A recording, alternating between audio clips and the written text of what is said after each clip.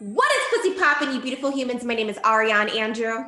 I'm Matt Dillon, and welcome to another piping hot episode of Sippin the Tea, where we what, Ariane? Where we sip the tea and our guests Honey, spill my tea's empty, but okay. We're gonna spill that tea. I was like, I sipped some tea prior to this, and then now it's all empty, but okay. Wow. Well, you ain't got no tea, but who's with you right there? This mama is with. And I have little Glitty. Ladies and gentlemen, I'm super excited today to introduce you to a man with many talents. You may know him from his career with the NFL. He's a poet. I think, in my opinion, he's an activist by living his true, authentic self. Ryan K. Russell, my friend, welcome to Sippin the Tea and get ready to spill it. What's up, man? Thank you for having me. I appreciate you all just having me and being here. I need some tea and I need a puppy, and I feel like I'm unprepared, but I'll do my best. God, come on, you didn't come prepared with your tea and your puppy. Come on now. Next time, for the next show. I got you next time. Okay. So we gonna dive right on in. 2020 was a very, very interesting year for everybody across the world. And looking back, what were 3 takeaways that you had from 2020? Well, usually I would say 2020, I don't know her. Like, we moved on, I've forgotten about her, she's wherever she is. But for the sake of spilling the tea and also hopefully helping other people, I think 3 things that I really took away was, 1, to make my home a sanctuary. Like, we were all locked down, we were all in our houses way more than usual. And I didn't realize running in and out how I kind of just come here to like eat or sleep, instead of really creating a safe space for it, whether it be my mental health or whether it be kind of like a shield from the racism and bigotry and homophobia that all came to a head also in 2020. So I think the first thing for me was just making my home really feel like a safe haven, whether that be redecorating, whether that be lighting candles or having soft light or putting art up or making a more inspirational space. I really wanted to make my home, no matter what was going on in the world, make my home feel like it was mine and it was safe and it was loving and warm. Then on the flip side of that, the next thing I think 2020 really brought to a head is something I already knew, but I felt even more impassioned about, is that we need to make a change, like a huge change as a society, not just talking about Black Lives Matter, not just saying, oh, I stand with you and I see you in Pride Month and all these things that are celebrations and are great things, but to really talk about legislature, to really talk about, where we're putting our money, who we're donating to, if the businesses that you're supporting are supporting kind of these white supremacist groups or anti-queer groups or wherever it is, and really be conscious of how we are actively making a change. Just saying like, I'm not racist or I'm not homophobic or I'm not this isn't enough. Like a hashtag isn't enough. But really inciting change, one, in my own life, and then encouraging those around me to do the same. The third would be that relationships are so freaking important. And I think like on a grandstand, we all kind of know this, but when you are isolated, like I'm here in LA, I did not grow up here. I've been here for like 2 years, going on 2.5. My family is in Dallas. My family's in New York. My friends are in Dallas. Like, I was super isolated from everyone that I loved. And I had to find ways also to stay connected, to stay engaged, to stay hopeful with them, and to make them feel like I was still just as much in their lives.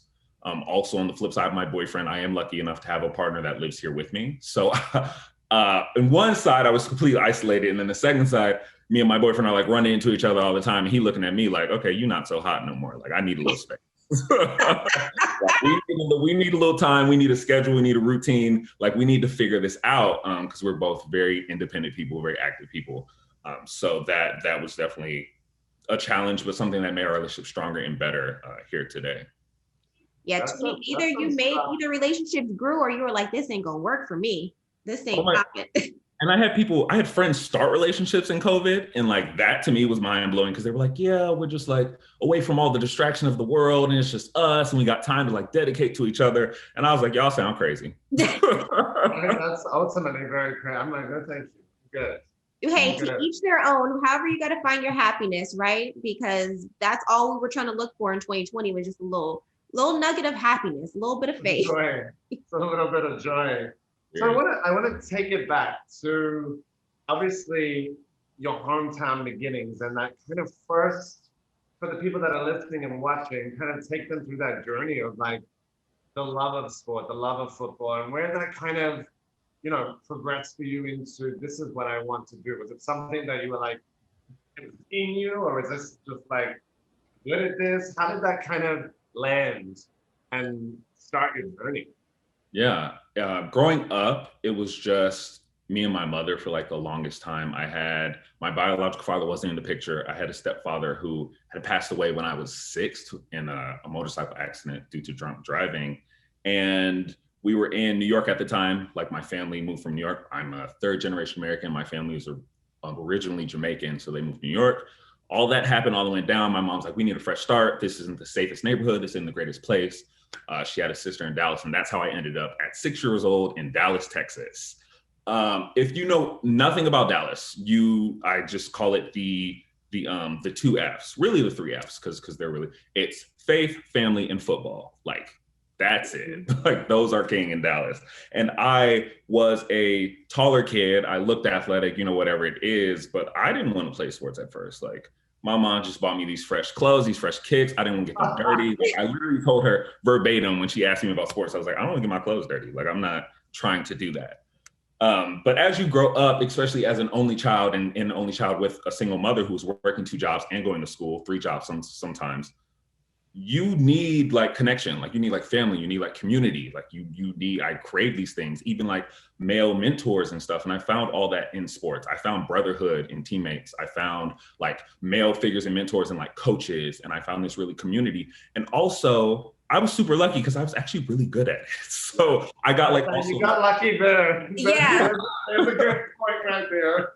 It's like I was also getting like celebrated, people were like yelling my name, and like I went from feeling like I was kind of invisible or in certain spaces not wanted because of the color of my skin or the economic status of my family or whatever it is, to people being like, oh my God, you got to see that Ryan Russell kid play. Like he's a beast. Like you got to go see him. And I fell in love. I fell in love with that feeling. I fell in love with that community. I also just loved, I had a lot of aggression kind of growing up. So I love like physically moving someone from like one point to another against their will. In a constructive. I was like,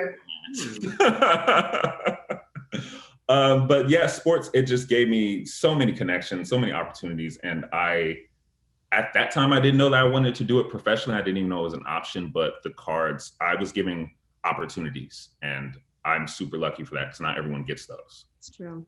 That's major. Yes, I love that. Okay, so let's dive a little deeper. When you look at the world and you see so many people around, everyone's kind of living their best lie and not their best life. Mm-hmm. And what you did was courageous and took a lot of guts. So why was it important for you to openly come out and be like, I gotta be honest. I can't live my best life. I gotta live my best life. Why was that important to you? Oh my God, so many reasons. But in August of 2019, my decision to come out as bisexual publicly to the world, especially in the sphere of what I do, being a professional NFL football player, and there be no one in the space to do it at the time that I did it while actively pursuing a career, was huge, I think, on the grand scale for a lot of young LGBTQ youth and sports culture and all these things, but also just huge for me because what people don't know is a year prior to that, I was at the lowest point in my life. Like I got drafted by the Dallas Cowboys, my hometown team. I was playing games, I was starting, I was sacking like Hall of Fame quarterbacks, and I wasn't happy. And living my best lie wasn't good enough. Not only was it not good enough, it was actually really harming and damaging to me because it kept me very isolated. No one was able to help me. No one knew I was struggling because everyone was like, oh, you're living your life. Like you're doing good. Like you're doing great. Like when can we come to a game? Instead of people being like, how are you? Like what's going on? And in 2018, I lost my best friend, Joseph Gilliam, to cancer. I met Joe in college. We roomed all through college. We played football together. He's a freaking amazing person.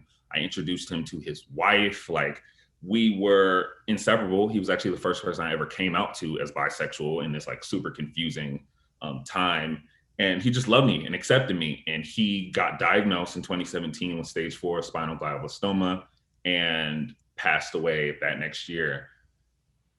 And to me, I was like, all this other stuff like does not matter. Like he was the healthiest person I knew, the best person I knew, the greatest person I knew, and he is no longer here. And life is super short.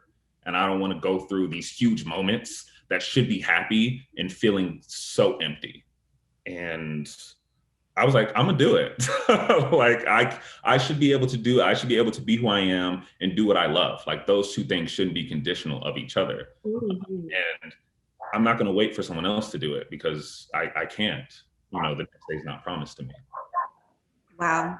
That's it is bold and brave. I think it's, you lived your truth, but I hope you know that it's very brave to do that given a lot of circumstances. And the play out since then, I think, has been wonderful. Like what you now stand for, and just by being you kind of just, the domino effect as you, I'm sure you get daily DMs from young men across the board. So I'm pretty impressed by all of that. I think given your career and where you are, it's like it was a choice, and you did the right thing for sure. Thank you. Yeah. For sure. It's what I love though is because so many people could have money and they feel like that's everything or be at the highlight of their career, but happiness is key. And I love that you touched on that for our listeners out there, saying people could look at you and say like, wow, but you have all of this, but that really doesn't matter if you don't have the happiness. So I really do love how you touched on that. And I hate that we have to put labels on everything. I feel like our society is so label driven, but being a Black man in the LGBTQ community, why, what is it that you're doing right now to, I guess, show others who may be in the same situation as you and want to come out and want to be open? What are you doing right now to kind of like impact those people? Yeah, I think it definitely starts just from me coming out and being visible and showing people like, hey, regardless, like you said, of the things you have or the success or the career, like your happiness is not contingent on those things. Your happiness is contingent on who you are and also who you give your energy and your love to. And there's a part where even me in the NFL, I'm like, okay, like this is a short little career. Like I can play these years and then I'll come out later and it'll all be good. Like having all these thoughts. And it's like, no, it won't all be good, because any relationship that you make, in the back of your mind, you're like, this person doesn't really love me because they don't really know me. You're like, oh, I achieved all this. And it's like, but would it be taken away if they knew who I was? Like there's always this kind of shadow in the back of everything that you do while you're in the closet, where it's like, you feel as though either you don't deserve it or it could all be taken from you, or just like, it's not yours. Like it literally feels like it's not yours. So I definitely want to be visible, want to tell people that, but I also am super inspired by storytelling. Like I'm a writer, I'm a poet, I'm writing my memoir right now. And I, for contract reasons, can't really talk more about that, but like I am also a storyteller. So I want people to see my life before and after, and see themselves in it. Because whether in my story is not just about the LGBTQ plus community, even though it is for them. And it's not just about the Black community, even though it is for them. It's also for women. It's also for people in low income families. It's also for immigrants. Like it's for anyone who's ever been marginalized, anyone who's ever been silenced, anyone who ever walked into a space and felt like they didn't belong, or walked into a space and felt unwanted, or felt like they couldn't get into a space at all, couldn't even get into the room, didn't have a seat at the table, because that's what we're fighting against. Like we're fighting against the ideology that the way that people are born and who they are makes them lesser than anyone or makes them undeserving of anything. Yeah. So I'm very passionate about telling that story, whether it be through writing, public speaking, doing great interviews like this with you two. Like I am all about it, because we need to talk about it, especially men. Like men don't talk about shit. Oh, can I cuss on here? Men don't talk about nothing. I was popping in the beginning. So I mean, remember this sipping the tea is all about keeping it 1000%. So well, what you need to say. Then this part is for the men. Men don't talk about shit. And it's crazy, because the way that our society wrongly right now is so men focused, it's crazy. And y'all not talking about shit. Y'all not doing nothing. Like all these dudes focus on impressing their friends, you focus on, what a man can bring to table, all this and that. First of all, y'all not that hot. the world don't revolve around y'all, and y'all not talking about nothing. So go ahead and spill that tea, okay? If it goes, like, I'm out. Like even in sports, like when it comes to, we look at like the WNBA, we look at like Megan Rapinoe, like female professional athletes who are trailblazing for those who are less fortunate, for those who don't have things, or for those who are, hey, should I, we got D-Wade now in terms of, with his family and talking about trans visibility. We have LeBron, of course, and certain athletes stand up for the Black community, but where are the rest of y'all? We have whole leagues doing that on the women's side. You know what I'm saying? Like whole institutions of business. So, I mean, men need to start talking, men need to start stepping up and really broadening their horizon, because the most important thing about manhood is not protecting your manhood. That's not what that is. Couldn't have said it better myself. I still think we're way back in the stage where like showing a little emotion for a man is still considered, like, I think in certain parts of this country and the world, it's still considered too feminine. So they don't want to skew that side of life. And I'm like, yo, it's like, come on, man. We're all, yeah. Let's just keep it 100. We live in a fucked up society. Like, everyone's so programmed, to do something a certain way. And it starts, you can't change the world, but I feel like you can change yourself. So it starts with like little things like this, talking about it. And, for the people who are receptive, will take it. But I mean, we got a long way to go, with just a lot. If you change one person's mind having a discussion like this, then I think that this was a worthy door opener. In that sense, putting pen to paper and writing your thoughts down and being a writer and a poet, and how does that help you kind of take what's in here, and not just the book, but like your daily quotes and just taking things out of your mind? How does that help you on the daily, being like, all right, I got that out somewhere, and then the process of actually sharing that thought with a community of people that that roll with you? What does that do for your soul? Yeah, I mean, honestly, touching on what we were just saying, like, I'm not better than nobody. I grew up in the same fucked up system everybody grew up in, hearing the same stuff. And as a man, I, for a long time, did not talk about my feelings. I didn't analyze them. I didn't stop to like even think what I was going through and how I was reacting and how it was affecting me. So for me, writing is that chance to do that. It's like that very vulnerable, non-judgmental space. Like when it's just me and a piece of paper, or me and like my keyboard, there's no judgment. Like there's no stigma. There's no like crazy toxic masculinity just running off the page. Like, you can't say this, you can't do that. It's very free. And it allows me to be my truest self and be vulnerable. And I had done it for years, but I had never shared it because it was terrifying. Vulnerability was terrifying to me.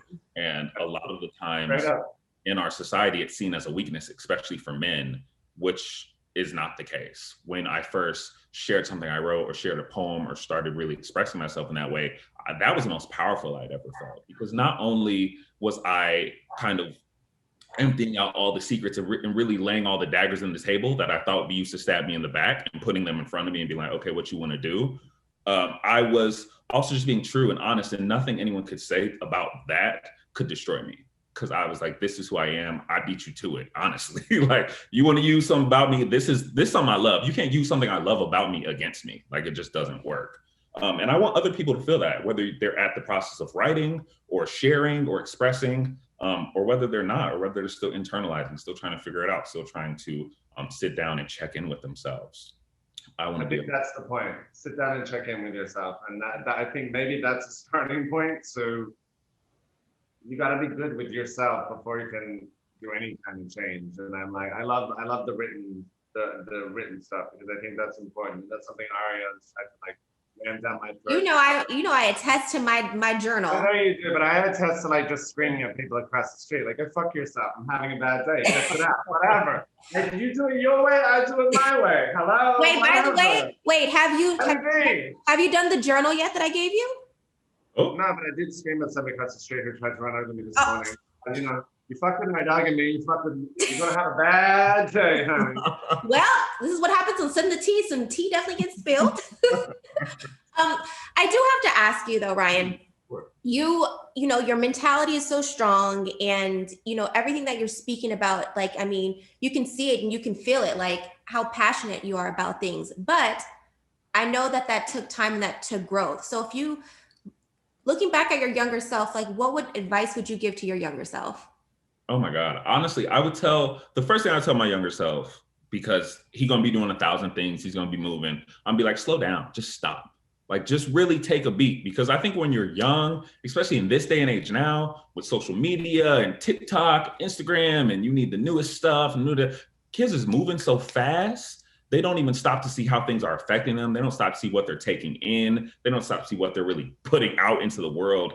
And I was definitely that person. I was partying, I was playing, I was in school, and I was doing all these things to avoid really dealing with me. So the first and foremost thing I tell them is like, sit down, like sit your little fast ass down. We need to talk. The second thing I would say is really like all of these achievements, all the success, and all these things you think are going to make you happy, but they're not. The thing that's going to make you happy is the person you see in the mirror. And that's also the person that's going to be with you long when all these things is gone, Yes. long when all these girls or guys or whoever is done hitting you up and sliding your DMs, long after that car stopped working that you want to buy. It's going to be that man in the mirror. You're going to go to sleep with him at night. You're going to wake up with him in the morning, and he's going to be there always looking back at you. So you need to make sure you and him on the same page. You and him is right. Y'all in a good place. And that is going to be the path to, whether it be the things you want or the pinnacle of success you want to reach, but that's going to be the path to your happiness, not all them things. It's really you and you. And just being a sports person, like that was the best way for me to frame it, because I had always, in a team, you're going to do what's best for the team. You're going to do what's best for the teammate. You're going to put them above yourself. I'm like, look at yourself as a teammate. You know, you would never like the negative shit I would say to myself in my head, I would never say that to somebody else. Like the way that I would neglect myself and treat myself, I would never do that to somebody else.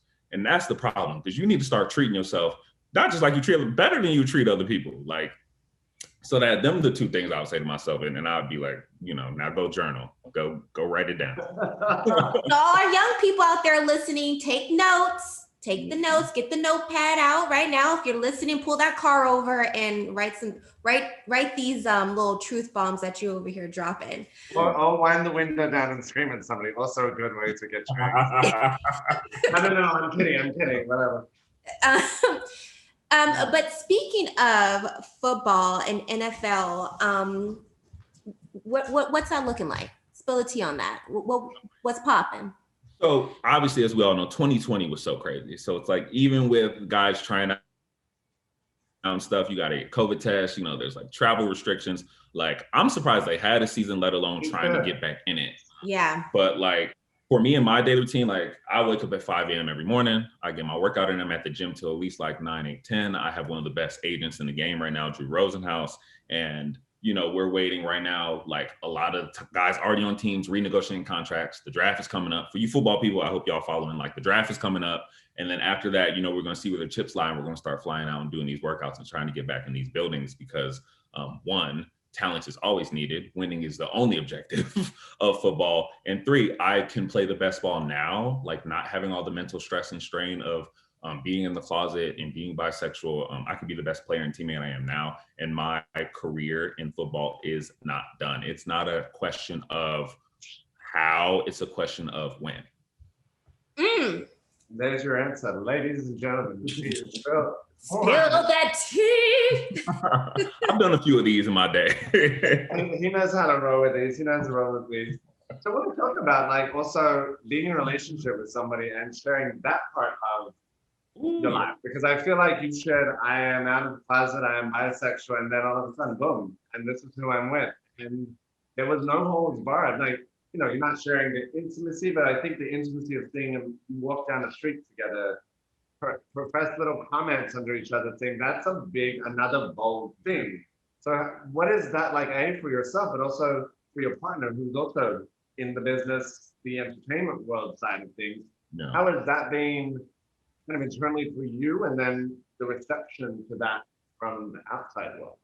Yeah, well, I'm also very fortunate to have a partner who is of like mind in a lot of those topics of relationship and of sharing and of also being, being transparent, but also being private and being protective of our intimacy and of our relationship.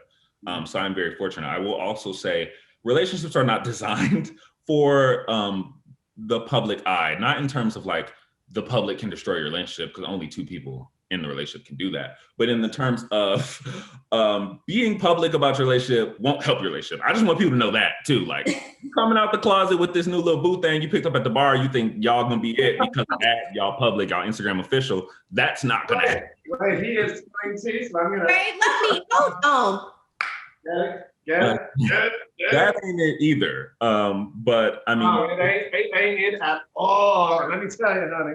Exactly. But if you and your partner are on the same page and you want to celebrate your love and also let the world in that sense, and let really young kids know that like love is out there for you. Like, I'm bisexual. Like, my boyfriend is a gay man, and he, for the longest growing up, said he did not think he would get married. You know, he did not think he would find love because that's what society told him. He didn't have that imagery of male on male, man on man love and of that relationship. So it's also for kids like that, just to see themselves in a loving future, because everyone deserves love. But I will say that we've gotten a lot of great comments, you know, not so great. Realty, I'm sure you got some really great comments. Yeah, but it's like, at the end of the day, I live by a motto that my mama taught me. If you don't know me personally, I don't take nothing you say personally. And that's a little bit in good and bad, because you can't get too high and you can't get too low from people that you will never meet in your real life, and the people that like aren't in your relationship. Because I mean, my boyfriend will tell you, if we having a tough day in disagreement, getting online and seeing comments of y'all are couple goals and it's that shit don't help. Like, that shit do not help. He's still looking at me like, you still forgot, to pick up whatever the hell I told you to pick up. Like, that shit don't help. But on the opposite side, if you're having a great loving moment and you get online and read some negative stuff, it shouldn't deter from your love. Like, that stuff's not real either. So really just get you a partner where you on the same page and make the relationship always the priority. That's definitely super important. And I love how you said about the comments, because as human beings, I know I'm guilty of sucking in them comments and being like, damn, but you can't. But you've also built, again, it's your mentality and all the things that you've done and all the work you've put in to create that mental stability. So, and I will say a tip for people, there are systems in place online to help you. I've filtered over like 500 words on all my social media. I've turned all my notifications off. Like, it's tough, like, especially kids getting bullied and stuff. Like, social media can be so tough. Yeah. There are systems in place to make it better for you, make your experience on it better. If all else fails, there's always a log out button. You are not missing anything. Nothing. The world is not going to stop spinning. Log off, protect your own energy, protect your own well-being, protect your own sanity. Social media is not life. It's not. And like I said before, most people be living their best life. Definitely. That's life. So you can't compare your life to other people, because I know we're all been guilty at some point in time being like, I want what that person has, but you don't know the story. Something will happen again. And even your story, Ryan, like we talked about it before, like, well, he has his contract and killing it. And you were like this, but I'm not happy. Yeah. So yeah. I love how you said that. There's always that log out button. Oh, before we do some rapid fires, this is your last chance to go ahead and spill some tea. Anything you want to let anybody know, any projects, your last chance. Oh my God. So many. At least in football, like, if something happened, you could just get on here and talk about it. Now, this whole Hollywood entertainment stuff, you can't talk about certain stuff. You can't talk about certain stuff. Yeah, going on, honey. He's like, spill the tea. I will say, hopefully in the next month, there will be a huge announcement on my behalf. But I really urge people to, if you want to stay in touch with my journey, if you like anything I said here, if you feel like, hey, I'd like to read one of that guy's quotes, or I'd like to see where he goes, or I'm just rooting for him, or I just want to laugh, he's crazy as hell. Please follow me on either Instagram or Twitter at RKRelentless. I have a website, rkrelentless.com. Big news coming in a month. I'm still writing, still publishing, still trying out for football teams. And it's in a month. Something big's gonna happen. So check me out. Don't miss it. Oh, me and my boyfriend are on YouTube. Corey and Russ, our YouTube channel. He has a TikTok, Corey_O'Brien. I'm on there dancing, looking like a fool all the time. So like I said, you're gonna do a dance with somebody that we all know, and you're gonna be in it. I'm breaking it down now. I got you. Yes. Don't you worry. It's gonna happen. All right, should we rapid fire this and see what we should rapid fire. Okay. Ladies first, bring it on. Get it. Quick, the first thing that comes to your mind, you don't need a storybook now, so you can keep it short and sweet, okay? So who do you call when you're having a bad day? My mom or my boyfriend. all the time. What is your biggest pet peeve? Oh, people who answer questions with questions. I'm not a fan. What They're is hiding something. That's why they're trying to deflect the situation. exactly? In one sentence, what is something you want to tell your fans? I love you. Name one fact about you that fans don't know. Damn, I'm an open book. One fact maybe they don't know. There's got to be some pages that are stuck together. So come on, rip them off. Yeah. Oh, the last movie that made me cry was Creed. So random, like super random. But that's a cool fun fact. And the last one, if you were granted one wish, what would it be? Oh God, is world peace too corny? Oh my God, Miss World, sit down. Hey, if that's what you're feeling, Stand up and sit down. That's what I'm feeling. World peace. Or and answer 1B is play football next season. That's answer 1B. man, we could just keep manifesting, putting it out there. Okay, you have did some plugs before, but for people who weren't listening and people who are living under a rock, where can people follow you at and follow your journey? Spill the tea. Yes, Instagram and Twitter at rkrelentless, rkrelentless.com for more updates, newsletter, all that. YouTube, Corey and Russ.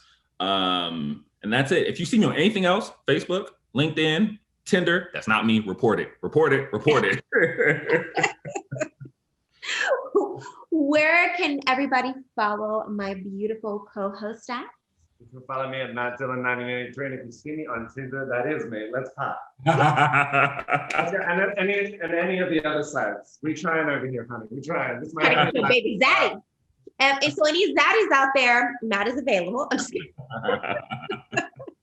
And what about you, Ariane? You guys can follow me across the board at Ariane Andrew. And of course, follow Sippin the Tea TV show on Instagram, Sippin the Tea TV1 on Twitter. Of course, comment, subscribe, like our YouTube channel. And for the people who like to listen, we are on all digital streaming platforms. And of course, we will catch you same time, same place of another episode of Sippin the Tea TV show. Oh my God. God. Thank you for being so that was chill.